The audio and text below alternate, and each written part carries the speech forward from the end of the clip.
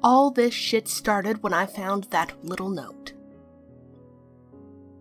On a square piece of paper I found at the bottom of a box I was moving out of my basement. It read, "Hello? Please respond."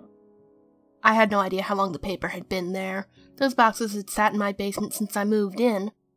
But I ignored it until the next morning, when I opened my coffee maker to throw out the grounds.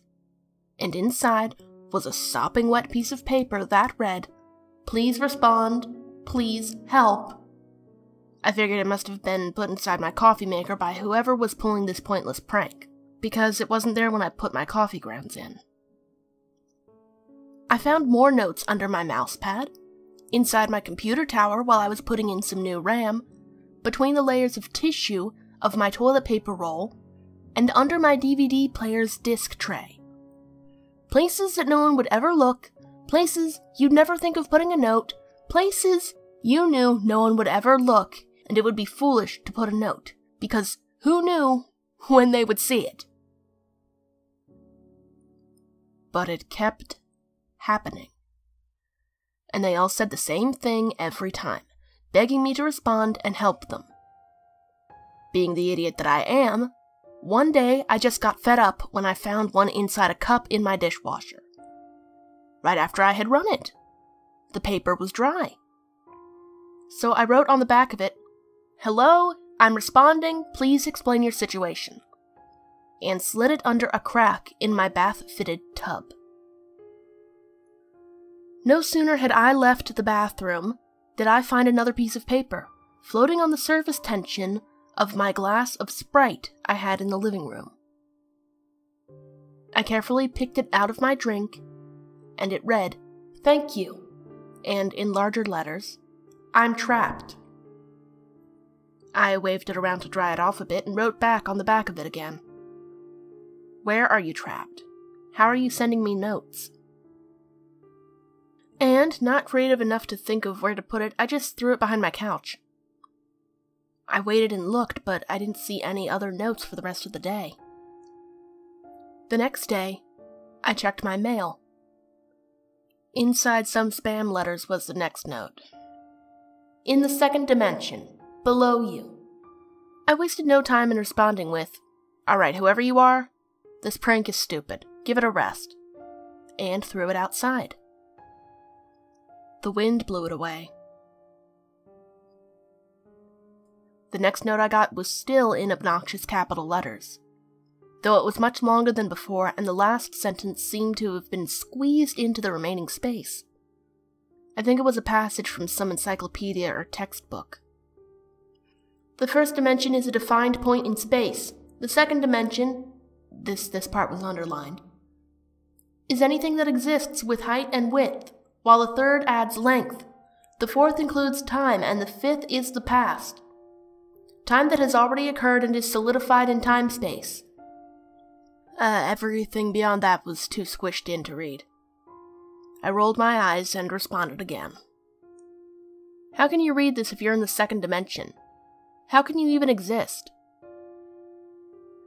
I slipped this note into the space in my toaster between the element and the metal casing. My reply came when I brushed it out of my hair the next morning, before I took a shower. "Writing is 2D. Vision is 2D. 2D images superimposed." That didn't really get to the point of how I was supposed to rescue this person, which I defined in my next note that I flushed down the toilet.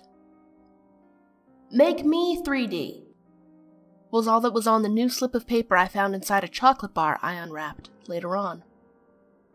How the idiot was putting these inside sealed products was beyond me, but at this point I decided to play along. Maybe it was some kind of TV show or something. "How?"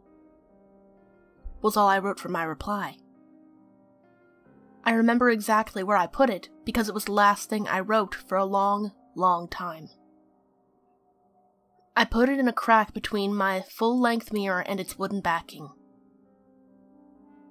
As soon as I let it go, It slid out of sight, and I didn't see any papers again for a year and a half.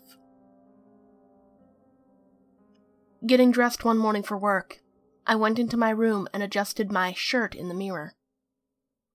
The same one from before, only it was now on the opposite side of my room. Looking into it, I noticed a square behind me on the wall. Turning around, there was none. In the instant before I turned around again, I thought it must have fallen off. But in the mirror it was still there, still stuck to the wall. I touched my mirror thinking it was some sort of warping or optical illusion, but it wasn't. It wasn't. I lifted my heavy mirror up from the ground and slowly walked backwards with it, nearing myself to the opposite wall, on which the paper was stuck. The closer I got, the clearer the message on it became, until I stopped, sandwiched between the heavy mirror and the wall, looking at the paper immediately over my shoulder.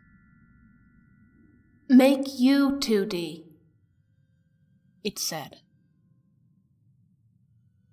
I moved the fuck out of that house as fast as I could. After bunking at my girlfriend's for a while, I got the fuck rid of that mirror, the toaster, everything. My heart still skips a beat when I see any perfectly square piece of paper sitting on the floor all alone. I still live in fear of some day I'll open up a book or look in the inner lining of a jacket and a piece of paper will flop out. I check all my things now. Constantly. I also don't drink coffee anymore.